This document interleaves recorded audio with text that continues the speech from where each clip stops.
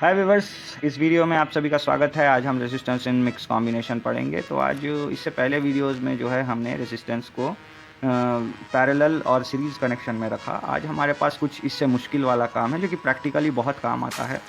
अभी मान करके चलिए यहाँ पर हम एक ऐसा सर्किट बनाते हैं। ये हमारी बैटरी है सेल।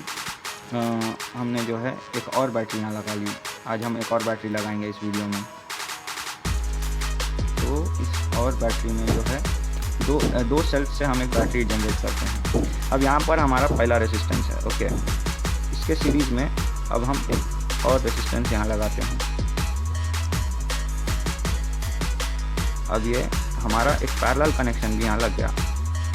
अभी हम जब देखेंगे यहाँ पर तो हमको एक चीज़ पता चलेगी कि ये वाला जो R1 है ये इसके सीरीज़ में R2 और R3 है।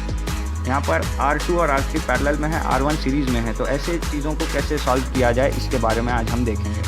तो सबसे पहली चीज़ इसमें आपको याद रखना है कि हम लोग जो है इसको पहले पैरेलल वाले रेसिस्टेंसेस को हम लोग जो है सॉल्व करके एक रिजल्टेंट निकालते हैं। फिर अब क्या करेंगे, इस रिजल्टेंट को जब हम निकाल लेंगे पैरेलल के थ्रू, तो अब पैरेलल का आंसर आने के बाद हम ये जो टोटल रेजिस्टेंस बनेगा इन दोनों का, उसको एज ए सीरीज़ हम लोग यहाँ पर R1 के साथ कंप्लीट करने की कोशिश करेंगे। तो यहाँ पर हम एक प्रैक्टिकल एग्जांपल देख लेते हैं। मैं आपको यहाँ पर बता देता हूँ एक प्रैक्टिकल एग्जांपल जहाँ पर कि हम इस चीज़ को इम्प्लीमेंट करने जा रहे हैं अभी। तो ये हमारा एग्जांपल दिया हुआ है NCERT की किताब में। यह है 12.9 एग्जाम्पल। इस 12.9 एग्जाम्पल में हम लोगों को एक क्वेश्चन दिया है यहाँ पर कि यहाँ हमने जो है एक बैटरी लगाई है। यहाँ पर देखिए बैटरी हम कहीं पे भी लगा सकते हैं। तो यहाँ पर एक ऐसी बैटरी लगाई गई है, उसके बाद एक और बैटरी लगाई गई है,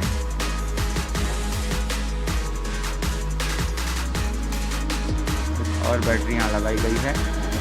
फिर यहाँ पर एक और बैटरी लगाई गई है।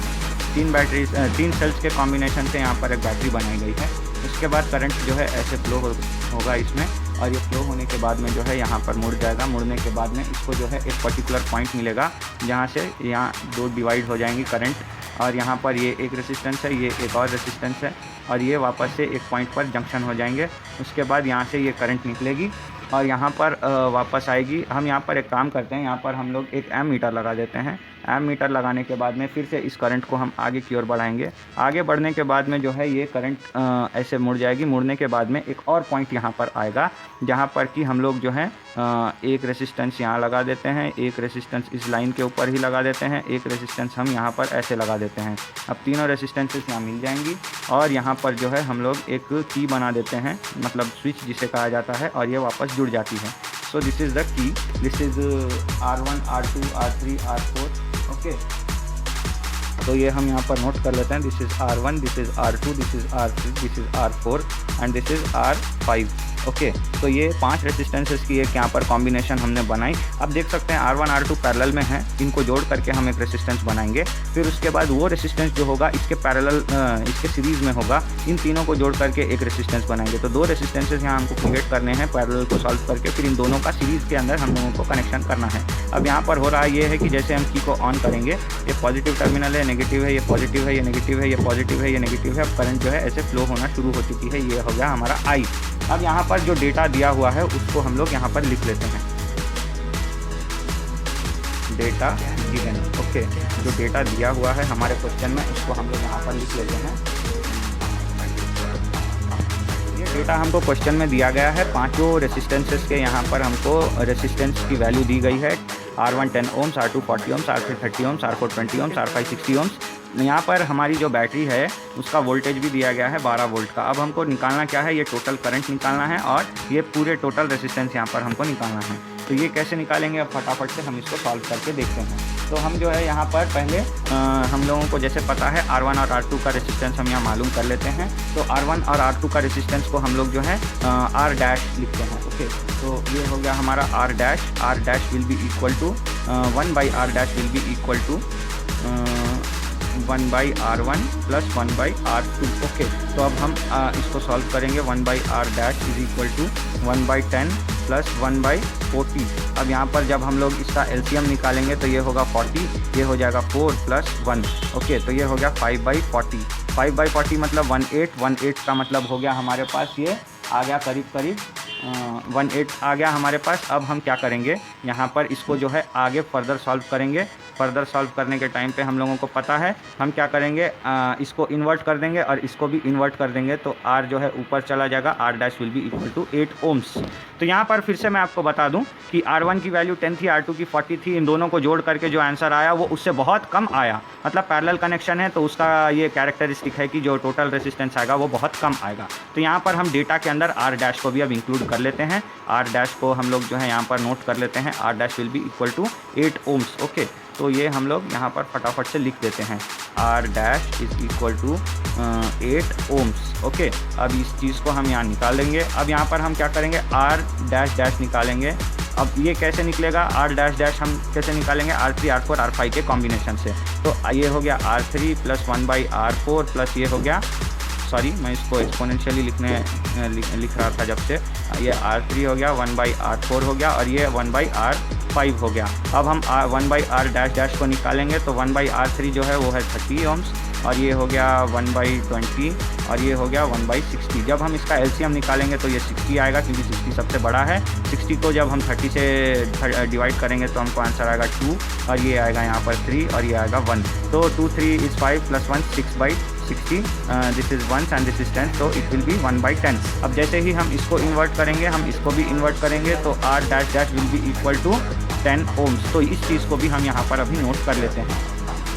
अब मैंने यहाँ पर जो है R डैश डैश लिख लिया है। अब मैं ये R डैश डैश की वैल्यू यहाँ निकाल दूंगा। तो हमारे पास देखिए R डैश की वैल्यू आ गई 8 और R डैश डैश की वैल्यू आ गई हमारे पास 10। ओके, तो ये चीज़ हम लोग यहाँ नोट कर लेते हैं। अब R डैश डैश जो है वो 10 आ गया है हमारे पास में, R डैश का वैल्यू भी आ गया है। नाउ R डैश, इसको मैं रिकंस्ट्रक्शन करके देखता हूँ एक बार, आप लोग सोच के देखिए। मैं आपको यहाँ पर एक रिकंस्ट्रक्शन करके दिखाता हूँ। हमारे पास 3 बैटरियाँ हैं, 3 बैटरियों को हम जोड़ करके यहाँ कनेक्शन बना रहे हैं। ये हमारा निकल गया एक रेसिस्टेंस R डैश।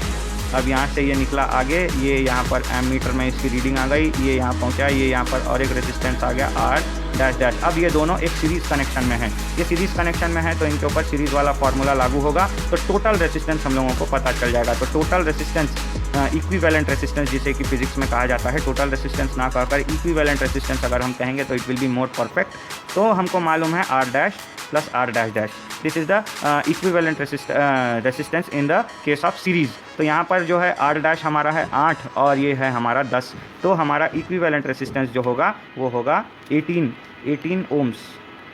ये हमारे पास इक्विवेलेंट रेसिस्टेंस निकल गया। तो ये हमने एक काम यहाँ कर दिया है थ्रू द सीरीज़ फार्मूला, यहाँ पर हमने इक्विवेलेंट रेसिस्टेंस की वैल्यू निकाल दी है। तो टोटल इक्विवेलेंट रेसिस्टेंस जो है वो है R is equal to 18 ohms. अब हमको क्या निकालना है, I निकालना है। तो यहाँ पर मैं ओम्स लॉ का मैजिक ट्रायंगल बना लेता हूँ, V is equal to IR। V is equal to IR में जो है हमको V पता है, यहाँ पर 12 वोल्ट है, R हमने अभी निकाला, I निकालना है। तो I जब हम लोग निकालेंगे तो it will be V divided by R। So let us write I is equal to V upon R।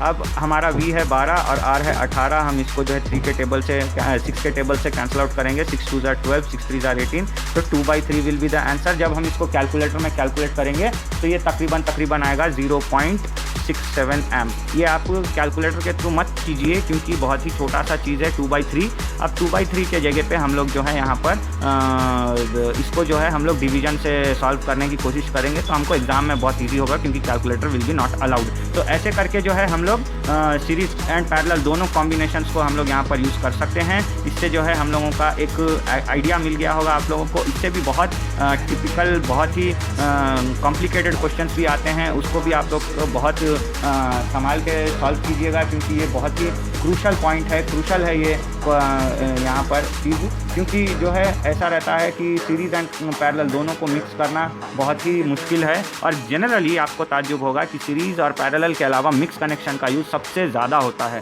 तो आज के वीडियो में व्यूअर्स इतना ही, मिलते हैं अगले वीडियो में। आज के वीडियो में आपको अगर कोई डाउट है तो आप लोग कमेंट करके हमें बता सकते हैं या फिर इंस्टाग्राम पे DM कर सकते हैं। देखिए हमने नया अभी फेसबुक पेज और इंस्टाग्राम की ID भी बनाई है, मैं आपको लिख के दे देता हूँ। फेसबुक के लिए आप लोग हमारे इस अकाउंट फेसबुक में जा कर के ये सर्च कीजिए वेदांता SKZR। और इंस्टाग्राम पर भी आप अगर हैं तो इंस्टाग्राम पर भी हमको डायरेक्ट मैसेज कर सकते हैं फॉलो करके, उसमें भी आपको स्मॉल में जो है सारे वेदांता SKZR लिखना है। और आप लोगों को जो है हम लोग ऐसे आपको जितने भी आपके डाउट्स हैं वो मैं आपको डाउट्स जो है क्लियर करके बता दूंगा। और कोई भी किसी भी सब्जेक्ट से रिलेटेड अगर आपको कोई डाउट हो तो आप जस्ट फेसबुक में जा करके वेदांता SKZR स्मॉल में लिखेंगे या इंस्टाग्राम में DM करने के लिए वेदांता SKZR लिखेंगे, तो मैं आपको वहाँ पर हमारी स्टाफ के साथ हम आपको सारे लोग अवेलेबल हो जाएंगे। तो मिलते हैं अगले वीडियो में। Thanks for watching viewers.